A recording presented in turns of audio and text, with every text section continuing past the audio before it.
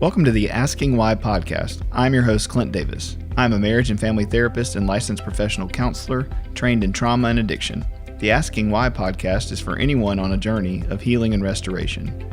If you are searching for answers to life's questions and want to learn more about root causes from a psychological and theological mix, this show is for you. In this podcast, myself and a co-host from Clint Davis Counseling and Integrative Wellness will interview guests on a wide range of topics in order to get down to the heart of the problems facing our world and understand why things happen and how to change the world and ourselves for the better. Want to learn more tips and tricks to living a healthy lifestyle? Visit us at Clint Davis Counseling and Integrative Wellness on Facebook and Instagram. If you want to meet our staff or book a speaker, go to clintdaviscounseling.com. Thanks for listening and be sure to subscribe today. Putman Restoration is a proud sponsor of the Asking Why podcast. Putman Restoration specializes in commercial disaster services, including water damage, fire, smoke, mold, and storm. Their goal and desire is to get your properties up and running as soon as possible after disaster strikes. Hospitals, schools, hotels, and large municipal buildings. Malls, churches, and large commercial properties are their specialty. Managed properties nationwide? No problem. Putman Restoration services their clients nationwide. They are strategically partnered with elite restoration companies throughout the U.S. and Canada, giving their clients resources during disasters where normal companies would be tapped out. Trust the professionals at Putman Restoration when disaster strikes. Visit them online at www.putmanrestoration.com or give them a call at 318-453-5029. All right, welcome to the Asking Why podcast. I'm your host, Clint Davis, and we are on episode 76.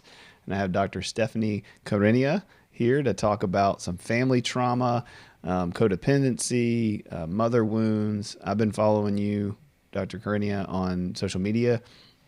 Love your post. I've learned a ton. You know, you do such a great job of making complex, topics and subjects, really concise and able for the average person to kind of read it and take it in. And so I reached out to you and asked you to come on. And I'm very thankful that you took the time to come on here and teach us some things and have some conversation. So welcome. Thank you so much for having me. Absolutely. So tell me kind of who you are, what's your background, what's your degree in? Let us know that stuff. So I'm based in the Netherlands and I'm a clinical psychologist. I have been practicing for a couple of years now, and I started off working in addiction. And I remember working in a clinic, and I was just seeing the wounds that these clients of mine had. And then I was reading into family dynamics, and I realized, wow, what many of those people have experienced. For instance, the black sheep of the family dynamics, or even the golden child, and how this has impacted them. And how they got stuck as a result. So I got really motivated to get into that and to help them out of it. And I often heard that I was able to explain it really well. That was helpful. So I decided to spread the message on a larger scale. So then I started posting on Instagram, and now I'm here with you. Yeah, that's awesome. So what got you into, so are you a clinical psychologist? Is that what you're? Yes. Okay, awesome. So tell people what that means. Okay.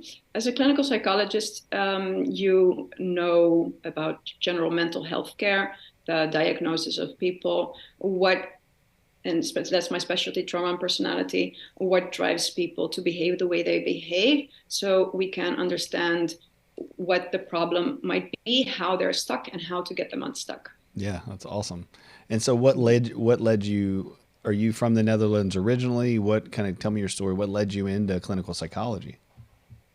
I was always just really fascinated about human behavior. At some point, I thought about studying psychology, and then I didn't. I started to study law, but I hated it. After half a year, I stopped, and then I decided to study psychology because I was fascinated about the human behavior. Why do we behave the way we behave? So it was a very good step. That's funny. And of course, sorry? Oh, what about law kind of made you bail on that? There was not much about the unconscious motives of people, which I was interested in. Yeah, I mean that, that's so beautiful because, we do a lot of personal injury work. I don't know if you ever do anything where you have to go to court or deal with any kind of court cases, but it is such a direct conflict with what we do. Everything is black and white. Everything is, Yes. and even I think the thing that frustrates me, and I've have several friends who are lawyers, and we'll talk about the same thing, that what you learn in law school or what you learn in grad school is not how you actually apply it. And so it's like you think it's going to be black and white, but it's really subjected to the judge and the other lawyer and the jury. And so yeah, I'm with you. I have a hard time when I have to go to trial, like, because I'm always in the gray. We work in the gray, and they want to try to put it in a box, and it's very complicated. True. On the other hand, though, what is interesting is normally when we are able to, mentalize properly, think properly, analyze situations, in our daily lives, we need to be in touch with reality as much as possible, because our suffering is caused by lack of not living in the truth. Yeah. So, and some people tend to think black and white. Well, actually, it's so important to be able to get all the evidence, around you, to be able to make the right conclusions based on truth. Yeah, no, you're 100% right. I think it's interesting working in the therapy field is, getting people to, use that right and that left brain and the prefrontal and the brainstem, and get to the truth through relationship and through feeling safe, and from, down regulating and all those kind of things. And I think the struggle with the law is you're kind of your butt's on the line to get in trouble or to lose a lawsuit or to get money, and so it's everybody's in fight or flight, and so it's really hard to get to the truth when you've got everybody so dysregulated. Yep. So I could see that being really hard for us, wanting to connect with people and down regulate people, to be in a job where we're constantly in a state of panic. Okay, well, that's awesome. So you specialize in family trauma and stuff, and I'm gonna, like we talked about before we got on here, I'm gonna go over some of that. So why is family trauma specifically kind of so important to you, and how do you work with clients around that? Yeah, great question. So, why is childhood so important, right? Why do people focus so much on? So, in our childhood, I our wish people did. foundations. You know what I mean? Like, to us it is, right? And I think that's the interesting thing about the average person listening is, I'll ask you in a question. Do you think the average person actually even connects that their childhood has a huge impact to their current, or are they just kind of in the current? I think many people know theoretically that the childhood has a large impact, but many people believe that there was nothing wrong with their childhood Yeah. because they weren't beaten, or even worse, I've heard people that were beaten but still believe that they had a generally good childhood. Yeah, they weren't beaten So as bad as someone else, right? exactly, yeah. So, and that's why I'm posting a lot on hidden trauma, I call it. Yeah. It's not official trauma, but it's on the emotional injuries that cause, and then I can answer your question, why is childhood so important, is because we need to identify these emotional injuries, because it will create how we will view the world and how we will interact with the world around us.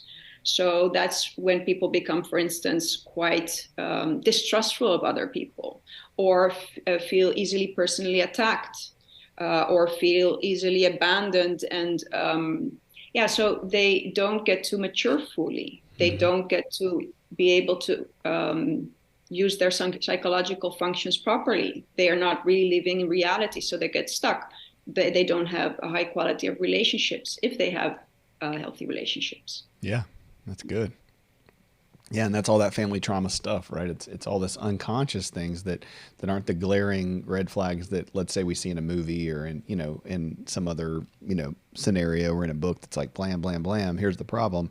It's all these unconscious responses to, why does every boss that I have bring up this thing in me, or why does every female that I interact with have this response to me, and it's like, man, all of that comes from our mother and our father and the way we view things that are so ingrained. And yeah, we tend to blame the other person or blame the other situation instead of taking some account for ourselves and going, how do I keep getting into these same situations over and over? I know I've been guilty of that myself. But that's very interesting that you're pointing this out, because what you're now describing is the ability to self-reflect, at least. Yeah.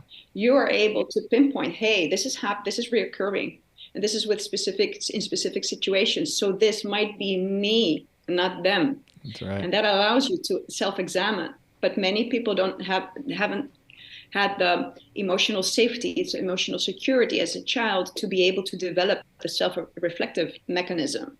So they will react. They will just say that job sucked, that boss sucked, they suck, the world sucks. Yep. And they won't be able to figure out that perhaps that's their wound being triggered. And if they're able to heal that, they won't be triggered that much anymore, and they will not get stuck that much. Yeah. And that's why we do what we do, right? It's such a joy and so difficult because people don't realize, and if you're listening to this, and this is ringing true, part of therapy, part of getting into counseling, part of doing clinical psychology is having that safe space to feel safe enough to work out some of those things and challenge some of those things so that you can start to have introspection, so that you can start to have insight. But again, you're not going to do that until you find safety, until your body regulates, until your nervous system, can be under control. And I think our culture's done a lot to shame people and go, God, you just have these bad habits, or you have these negative things, or you do all these things, instead of seeing them as we're talking about as things that help them survive their whole life. And that shame, it continues to make them internalize these things instead of externalize them and go, okay, that's not who I am. That's not my identity. That's what I used to survive. But now I don't have to do that. But I'm not going to jump from point A to point Z. I'm going to actually have to do some work in between and mess it up a little bit, to get there. So that was beautifully said. Yes, and very well said. It wasn't me. It wasn't my fault as a child. I was never wrong, because a child can never be wrong, can never be at fault. A child needs guidance. So I was never the problem as a child, but I am responsible as an adult for how I deal with that damage. Mm-hmm. So I am responsible as an adult to mature and to be aware of the effect that my behavior has on others. That's good. Yeah, I always say we have to allow people to sit in the victim seat for a time so they can recognize that they were a victim. And then we have to help them move out of the victim seat so they stop creating more victims in their life. And I think that's beautiful. We want people to skip the step. We want to be able to say, wait, hold on, you don't understand. So-and-so hurt me. My dad treated me this way, and that's why I do this. Please justify that, excuse that away. Please understand that's not me. But if someone else is doing something, it's like, oh no, you should be in self-control. You should know better. You shouldn't let your past affect you. It's way easier to put that on somebody else than it is to do for ourselves. So. Yeah. And especially that part, the being in the victim seat, there is no point of acknowledging what was done to you as a child when you don't take the next step. And that is to mourn the loss, to mourn the loss of the unconditional acceptance of being cared for. Because only pointing the finger, at least, okay, you're not pointing the finger to yourself, that is good. But then you need to go through the grieving process. And only when you're able to fully do that, then you have a space to be able to mature, to start taking personal responsibility. That's so good. I think part of what I'm really starting to work with people on now and have been is that, you can't, when you accept that you've been a victim of something and you have to mourn it, that means you have to be in your body.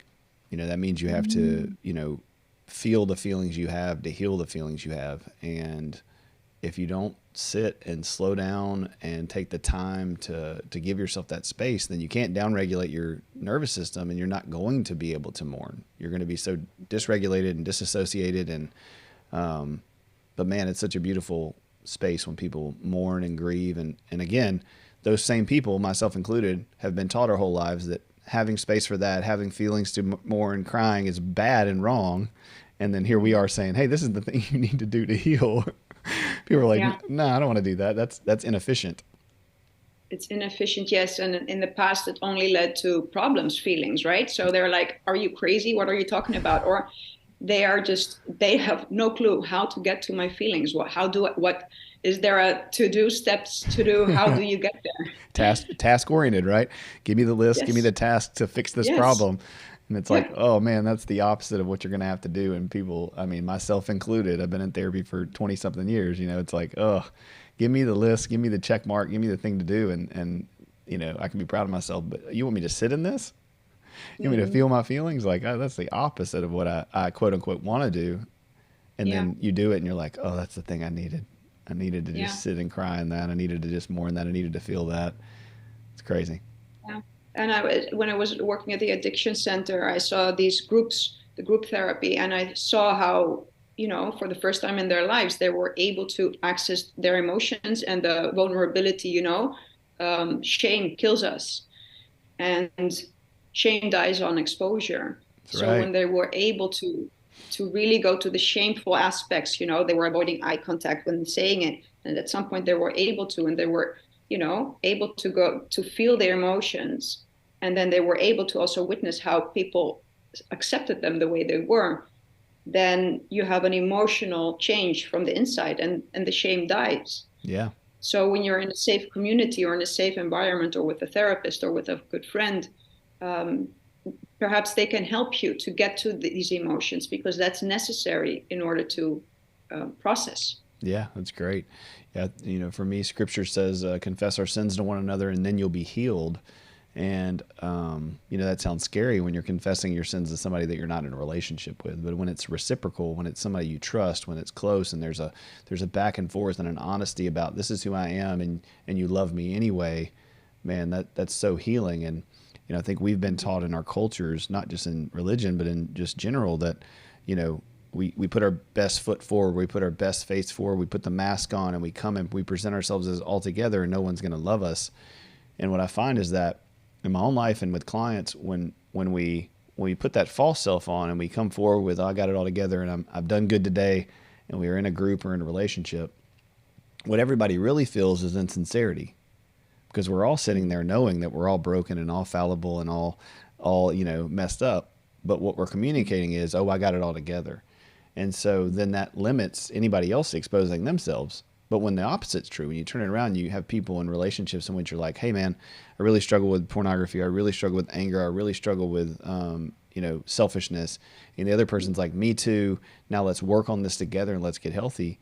Then in the back of your head, you're not thinking to yourself, man, if they really knew me, they wouldn't love me, because they do really know you and they love you anyway. And so I think people need to realize that now again, don't do that with everybody. Do that with a clinician, first, if you haven't, nobody's safe in your life, or do that with the safe people in your life and learn to live a more authentic life. And that does bring what you were talking about. So I think we're right on the same page, which I love. Can you tell me a little bit about, so through that family trauma, and we could talk about that for hours, but I think codependency is a big one that I see in people. Can you talk about what is codependency? And a lot of people say, oh, you're being codependent, but what's it really mean clinically, and what's that look like? Yeah. So codependency, often what is referred to, what I'm reading about, is dependency. And that means that's when we are dependent upon other people making decisions for us or helping us to make the decision for us. We generally have a weak sense of self. And this is an interesting one, we trust other people more and other people's opinion and judgment more than our own.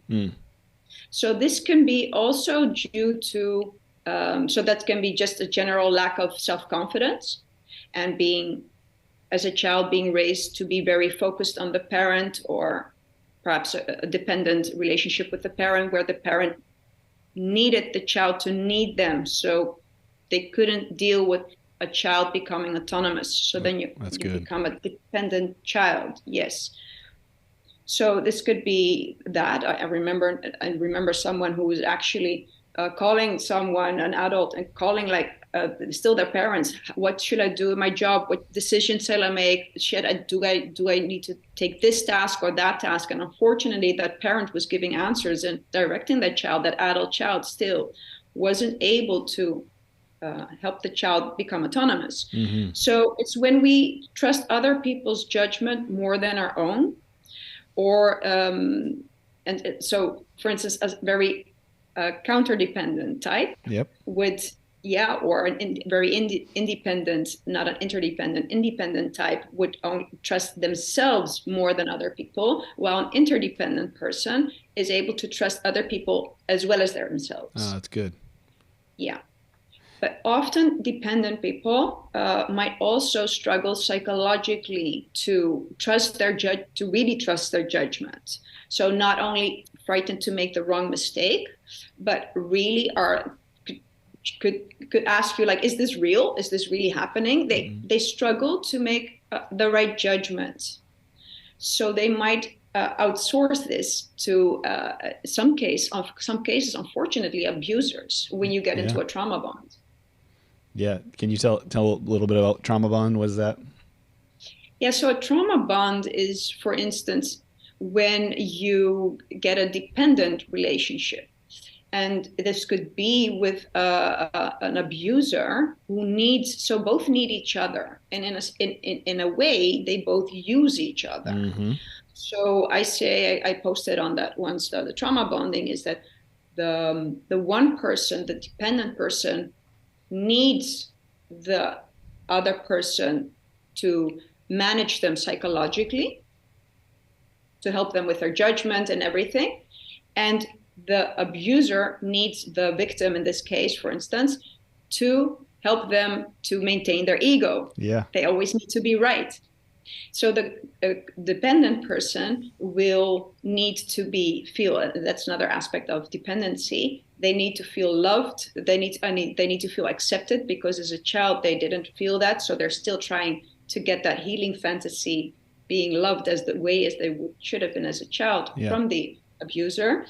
So, and then in turn, they will agree with the abuser and lose themselves in the meantime.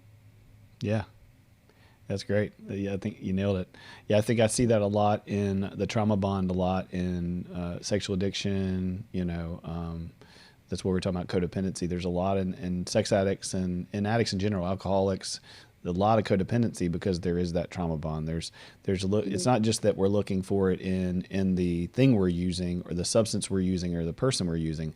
We're looking for it. I love how you said the fantasy of healing, that through this relationship, I'll find what I've been looking for, when in reality we just repeat the same pattern because the other person's using us just as much as we're using them.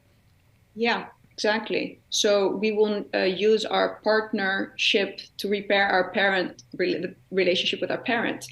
So if you do that, and it's not necessarily unhealthy, but make sure to do that with someone who has the ability to help you heal, and not someone who doesn't have the inner safety to be able to love you instead of control you. That's so good. That's such a great point, because somebody, I'll use it from a theological standpoint just because it's helpful to my listeners anyway. Maybe it'll make sense to you, but God said that He made Adam and Eve in Genesis, and it's before, quote unquote, sin enters into the world. So it's chapter 2. There's no brokenness. There's just like this shalom, this peace and harmony. And he makes Adam, and he says, Adam's supposed to name the animals, and he's naming all the animals, and he looks around and he says, God says, oh, this isn't it. Like, this isn't enough. You need a helper. You need a helpmate, a person to be in relationship with you. And then sin enters in the world later. And so, it's cool that I think we're designed to need other people, and that's not always codependent, that it's important to be dependent. We need our parents. We need them to take care of us. We need Maslow's hierarchy of needs met, but there becomes a point in relationships where it crosses the line from dependent to codependent, and we're both depending on each other, and now my worth and value is tied into what you think about me, what your needs and wants are, and that's when it gets extremely toxic. So I love that if we have a healthy person and all the cards are on the table and we're together working on healing our family wounds, that's great.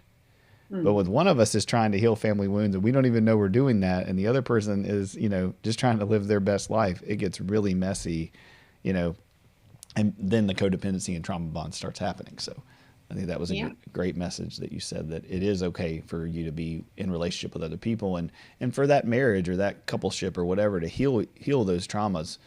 However, it's not their primary role. And if you're not being explicit about it, it gets really messy quick. Yes. Love is about being able to become more of yourself And dependency is about becoming more each of each other Yeah. and losing yourself. Yeah, it's the Jerry Maguire, you complete me kind of mentality. It's like, Yeah. oh, I'm not myself, or I'm not fully identified unless I'm in a coupleship, and it's like, oh, it's gonna be messy. Yes. Or finding your soulmate. Yeah. Make sure it's not a trauma bond. And so to come back to codependency, so that was the dependency, what I was describing. And what is the codependency? That is when you need the other person to be dependent back on you. Yeah. Yes. So a profile would look like, and especially with children of addicts, for instance, or of narcissistic parents who were forced basically to be focused on their parents' needs, and had to self-sacrifice. So the message they received as a child, because they were parentified. Parentified means that they had to take on the role of a parent to take care of them, sometimes literally, or cooking dinner, etc., or emotionally to be there for them. Or some parents who talk about the problems with their husband or with a child. Well, child cannot handle this responsibility.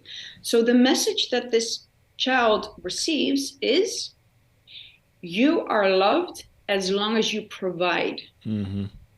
Because the moment that these children had needs of their own, they just wanted to play outside, or they just wanted to, be playful or whatever, not be responsible at a young age, which they're not able to actually. As soon as that happened, the parent wasn't happy with it. Right. Especially narcissistic parent. Mm-hmm. And the addicted parent wasn't able to be happy with that either. So they received the message, we don't like you if you are yourself, your authentic self, / we don't like you when you are in need. Yep. So the child grows up that believing that people will reject them as soon as they have needs of their own. Yep. And at the same time, they have learned, I will love you when you self-sacrifice for me. So they become dependent on the other person's validation, and they will make sure that, unconsciously often, they will make sure that the other person will remain dependent on them. So they might choose a addict, for instance, or someone who doesn't take care, is not in control of their life, mm-hmm. and they will enable that person. Or they will choose a partner that struggles with autonomy, wants to become more autonomous, but they won't be able, they don't have the inner safety to allow their partner to become a strong partner, because they fear that as soon as their partner won't need them anymore, they're out. Yep. Yeah, it's so good. Yeah, a lot of attachment work there, right? Just that I need, and then you don't meet my need, and so how do I get my needs met? And that goes back to what we were talking about earlier, is that, when we find ourselves winding up in these same relationships or with these same bosses or in these same, conflicts, learning to have that insight and to say, okay, it's not necessarily my fault. We don't want to label it as in that negative way, but what am I doing to contribute to the problem? What am I not seeing? What do I think that I need in these situations? And a lot of times you get into therapy or you get into work and you realize, oh man, I do feed off of helping people, or I do feed off on people needing me, or whatever the thing is, and moralizing that, right? Looking at that negatively and going, oh, I'm a good or bad person if I don't help. I was just working with a client this morning on that same thing of just, well, what's wrong with you saying I don't want to do this? What's wrong with you saying I don't like drinking that in the morning, or what's wrong with you saying I don't want to go to that restaurant? And sometimes it's as simple as that, like never picking the place you want to eat and always letting your spouse do it out of a sense of like, I'm giving. And then later you blow up and go, I never get to eat where I want to. And it's like, well, you did that out of kindness 20 times in a row, and now we're blowing up. Was it really out of kindness? Yeah. And Clint, and how this is the interesting part, and how has that developed? Oh, yeah. Why does this person struggle to say what they would actually want? Yeah. They've been doing it their whole life and they don't even realize it. Yeah. And how come? So the reason often is because they as a child were guilted when they asserted themselves, when their parent felt rejected, for instance. I'm not a good enough mother. You want something else. You're not appreciating this. So they were guilted. So as adults, they feel forced into doing things that they don't want to, because otherwise they project their parent onto that other person. Yep. Otherwise they will reject me. I will be guilty. Often they have developed a self-image of that they're selfish, because that was what their emotionally immature parent communicated to them. Or they have needed to become the fixer, the helper, as their identity, their role self. Yeah, definitely. Have you seen the thing on like selfhood versus selfishness versus selflessness? No. So in Christian circles, a lot, at least I talk about it this way. We talk about Jesus as if he was selfless. He was sacrificial. He died for us. He made these sacrifices. And so then what we do is we project onto ourselves. Then we have to do that in every scenario, at every time. To be like Jesus, we must die to ourselves, sacrifice ourselves, and that is selfless, and that's a good thing. And I push back and say that Jesus had selfhood. He knew who he was. He knew his value. He knew how much God loved him and his identity. So then he was able to choose sacrifice in a way that was good for not only him and the world, but for everybody. And a lot of times what we do is we say, I don't matter. And that's selflessness. And really a healthy person goes, no, I do matter. And it says Jesus gave up his life. No one took it. And a lot of times I think we, in unhealthy ways, we say, oh, I'm being selfless, but we're getting our lives taken. People are saying, I want this. And we go, oh, well, then I automatically have to give it to you because you want it. I don't really want to, but I'm going to out of sacrifice. And it's like, well, Jesus died because he wanted to, not because he was forced to. And so that's selfhood. And then you have selfless, selfhood, and what was the other one? Selflessness. Oh, selfishness, right? It's all about me. It's all what I want. And we have that movement now of like, you do you. And we have these podcasters and posters who's like, you do what's best for you. You don't worry about anybody else. It doesn't matter how they feel. You've been traumatized your whole life. So you just focus on you. And it's like, well, that's not healthy either. It's this middle ground of where I matter and you matter. Now let's have this negotiation and relationship on how we're going to get our needs met. Does that make sense? Yeah. So you're describing dependency versus interdependency versus independence. Yeah, it's the same words. It's just yes, yeah, selfishness, selflessness, exactly. And selfhood's in the middle, and that's that interdependency. I absolutely agree. I posted once on selfless is selfish, because there's no such thing as self-sacrifice. I believe I'm exaggerating, perhaps. It's the fear of otherwise being called selfish. Yeah, well, we would say that from a theological perspective is that without the Holy Spirit, without God loving through you, that really no love is completely altruistic. You have a motive to get something out of it, but Jesus loved in a way, or gives us the ability to love in a way that is selfless, but it's really selfhood. It's interdependence. It's valuing yourself enough and the relationship enough to give up yourself for the other person. Yeah. I think it's a beautiful way of saying it, and for me, integrating the psychology and the theology together. So, and I believe the people who developed a sense of self, they automatically know very well how to balance their own needs and to be able to give. Yeah. But out of a place of giving that is genuine. And when we haven't developed this sense of self properly, we will be giving out of fear. And that is not genuine. Nope. So, which means it's not safe, right?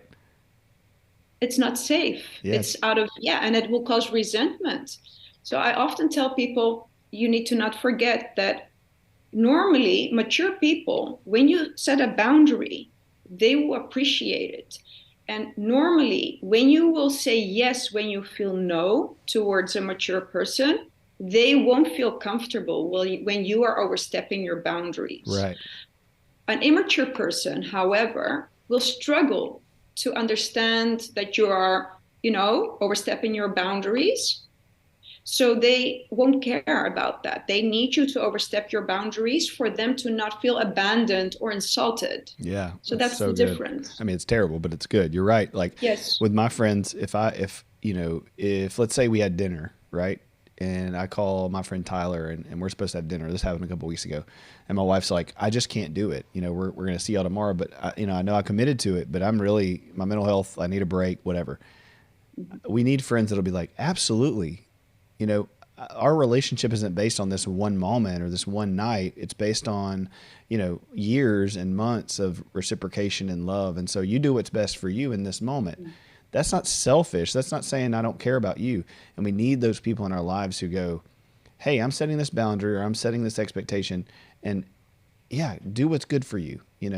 Now, if that becomes a pattern where the person only ever cancels and only ever doesn't show up, then there needs to be a different conversation because that's not actually taking us all into consideration. But you're right. A healthy person's response will be, I totally understand. You can't come for Christmas this year. That's not what's best for you and your kids. Well, I love you anyway. And we're still family and we'll figure out a way to connect and do something different. I'm disappointed. Maybe I don't like it. And maybe I do wish that you could do that. But I trust you and I know that, you're going to do what's best for all of us. And so, and I can only enjoy our company as long as you are genuinely feeling and ready for it. yeah, I don't want you to show up at my house only doing it because I'm going to be Exactly. frustrated or resentful if you don't. And I know Yes. you see this as much as I do coming into the Christmas holidays. That's most of how everybody interacts. I don't want to do this. I didn't want to go, but I did anyway. And then it was a dumpster fire and nobody got anything out of it. And now we're all just frustrated and wondering why the holidays were stressful. And now I'm going back to work on January and I'm like, ugh. Can you, okay, I know we got a few minutes. So can you tell me about mother wounds specifically? So, and I'm going to go ahead and preface this because y'all know I love prefaces. There are plenty of father wounds out there, right? And we can talk about that. I want to have you back because I'm loving our conversation and I want like more time with you if you'll do it at some point.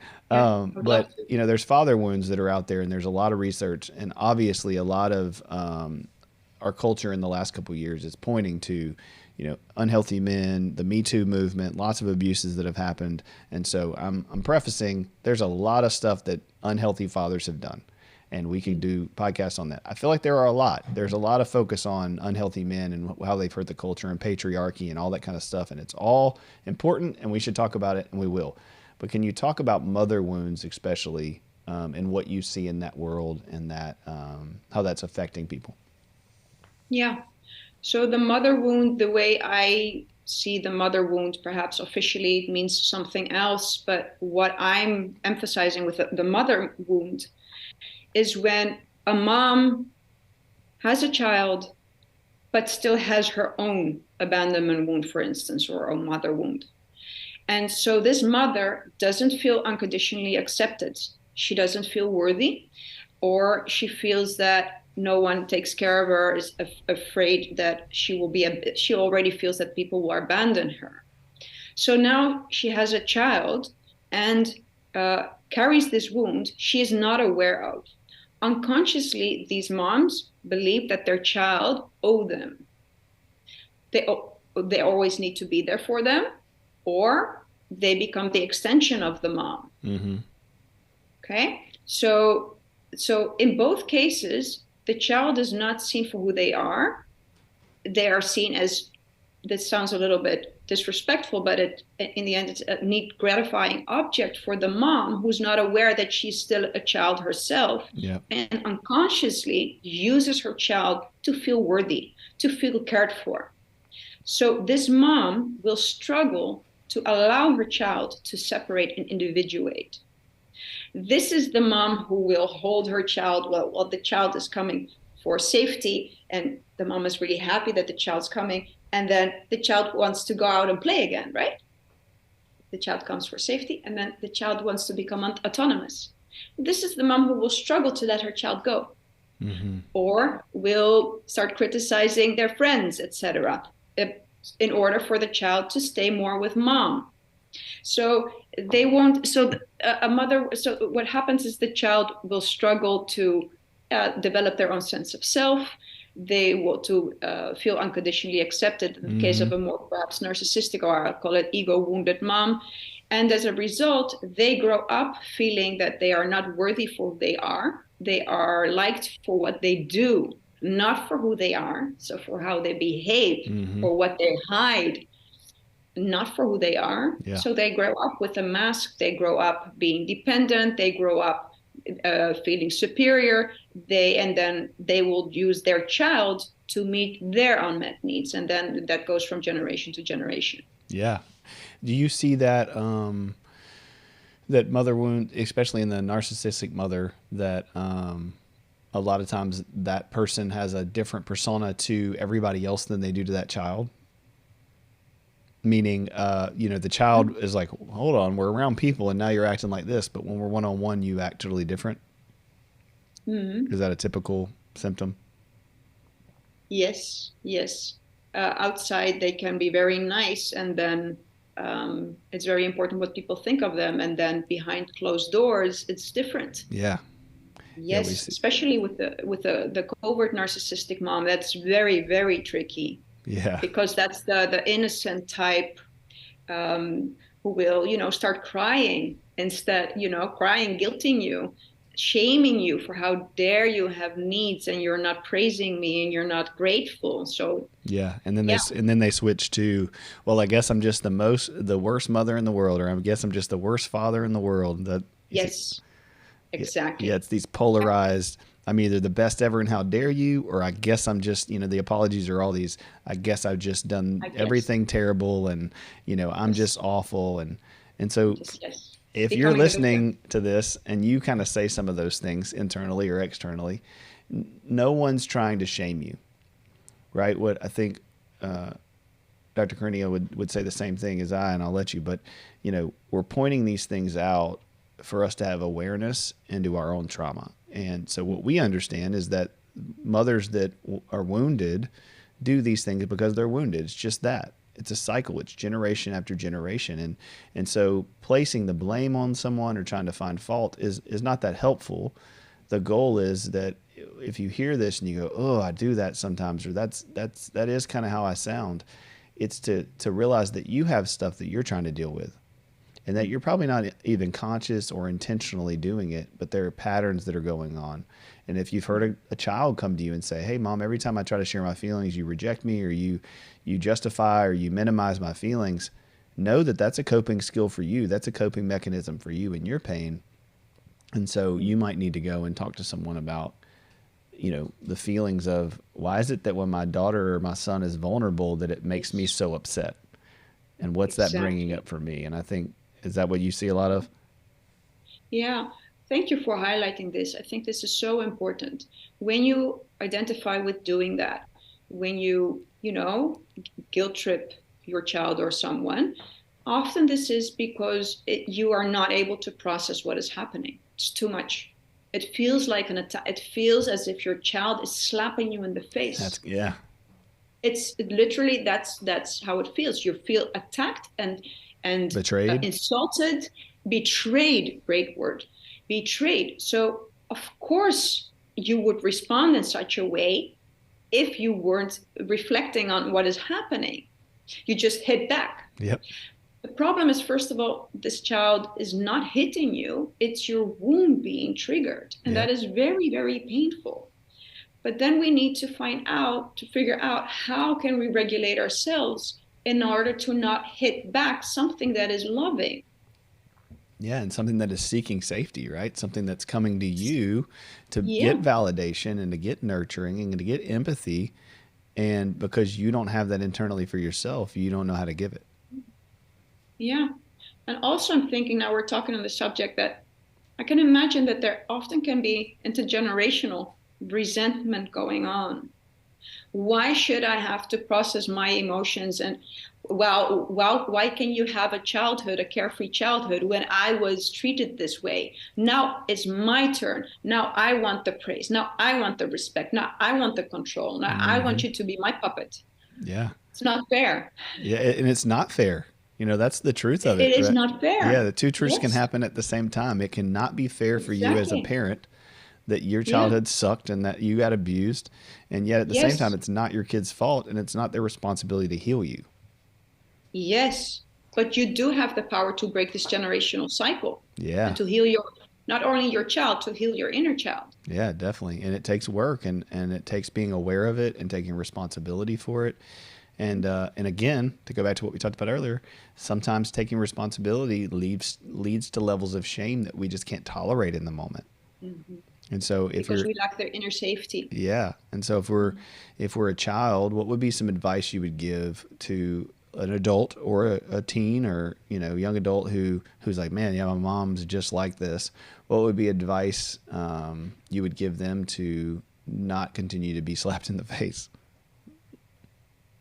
You mean what do you mean, for the mom or for the child? For the child. So we've talked about the mom and empathize with them and tried to connect with them a little bit. But for the adult person who's realizing, man, I have a mother wound. My mom is narcissistic, or my mom is abusive, and now they realize, oh, that's not really about me. That's about their own wounds. Yes. I don't want it to turn into codependency. Right now it's there. Now I need to just be extra nice because my poor mother's wounded. What would you advise them to do? How do they set boundaries and stay loving, but also stay safe? Great question. So what does the adult child do? First of all, I identify what I think the biggest mistake that people make and why they're so disappointed and have issues with their parents is because they take them seriously. As in, they see them as a mature adult with abilities. Yep. So figure out first, what are their abilities? What are they capable of? What are they capable of? So if you're dealing with a parent that leaves you feeling, guilty, that is not healthy. That is an immature. When we feel guilty, it's often by someone, probably we're dealing with an immature person who is not able to deal with responsibility and process their own emotions. So we need to identify first, what is their emotional age? What is their ability, the capacity they have to have realistic expectations. As soon as we realize, okay, this is a person that doesn't have the inner safety to act normally to us as an adult, they will guilt us. Okay, that is their way they are coping. Then we need to be able to not take that personally and to set boundaries in a respectful way. Yeah, that's good. Yeah, I think the nuance here is you get to have feelings and be hurt and grieve. I think what you're saying by taking it personally is then self-shaming yourself as if it's your fault or there's something you should or could do about it. Is that right? Yeah. I think a lot of times when we, I know I sometimes in my own therapy, whenever I hear, well, don't take it personally, it's like, oh, well, I shouldn't have any feelings. That tends to be my label. And so, if you're hearing don't take it personally, whether it's a spouse, a husband, a wife, a boss or whatever, that doesn't mean you don't get to have feelings, but it means depersonalizing that their toxic responses have nothing to do with you. Yes. So their guilting doesn't mean that you're selfish. Yeah. It means that they struggle to deal with their own feelings of disappointment, like a mature person is able to do. Yep. That's good. Any closing remarks, comments on this? I mean, I could talk about all these with you for like 6 hours. So I need to schedule like a 2-hour podcast because this is so good. Yeah. Any closing thoughts or remarks? Yes, I was thinking with the holidays coming, family is really important. And of course, if you have an unsafe family, you need to protect yourself always. And you have friends and other people that are loving to you. But if you choose to have a relationship with your parents and they are emotionally immature, you struggle with them, perhaps you can, if you're able to accept what they have not been able to give to you, probably they won't ever be able to give to you, and then accept that, take that loss, and focus on what they are able to do. And perhaps you will have a more superficial relationship, but it can be a relationship based on the maturity level they have, and then you can still enjoy each other. Yeah, it's super good. Yeah, I think that comes with your own maturity and your own self-actualization, and if you have people in your life that know you, know your heart, know your intentions, and are a good emotional support, then you're not so reliant on your parents' affirmations, your parents pleasing, your making your parents proud. It can be disappointing still, right? It's going to bring up feelings of, oh man, it's not supposed to be this way. I wish that it could be different. But the less outside support you have, the more you need that. And the more outside support you have, the less you need it. And I think, like you said, you can enjoy the relationship for what it is, and respect them, and they can respect you, and yet, not be disappointed because you're always kind of raising your expectations, or again, I would say in our social media world, measuring it against other people, right? Looking at everybody else's photos and going, oh man, I wish I had a family gathering like that, when you don't know that, that's a blip in the week that they had and their intimacy and all that stuff. So what is it? Comparison is the thief of joy, right? It's, just figure out what you got going on and what's true in your life, and measuring it against other people, whether it's trauma or whether it's their family, doesn't help very much. Well, look, I'm so thankful for your time. I really would love to have you back on and cover some other things that you cover really well. Thanks for listening, guys. What's your Instagram handle? Remind me again. Yes. Psychologist Stephanie, you can find me. Yeah, I'll put it in the section in the YouTube and on iTunes and stuff. But y'all look her stuff up. Yeah, Facebook. She has great videos, great content. Follow her if you want some more information. God bless you and have a good day.